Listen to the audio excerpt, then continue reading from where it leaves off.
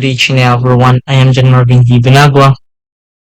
So in this video, we're going to explore this kind of my work which is kaning gibuhat ako nga game which is the Polar Paradox. So as you can see in here, kanila akong minimalist lang ang design but eventually paano po siya pop siya tanan. So kaning mga buttons so sabotable na masyado. So if you're going to start the game, we must first enter our name. So for example, my name John.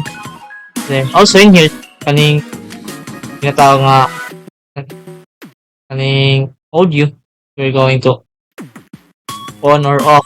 So if you're going to save, mo add to siya sa first nga one. So kaning part, so we have the AC, medium, and hard. So basically mag-load sa AC.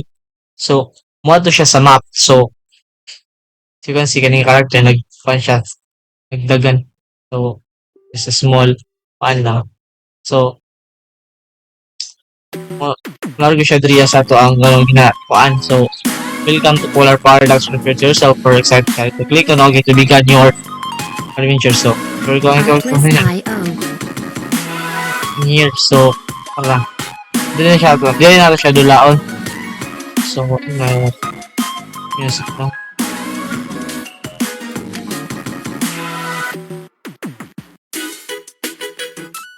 So whoever umano siya, so they have a time's up, quit or again. So next one, for example, ako na ito buon, try nang nato kay makayon.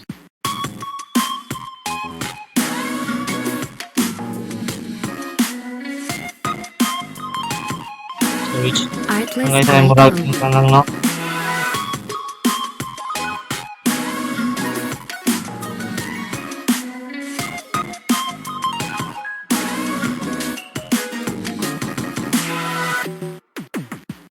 So murag dili man jud nato siya makakaano sa tawag sa time. So adjustan lang ako ang time for better na madula jud nigmaya. So that's all for my dula. So that's all, thank you.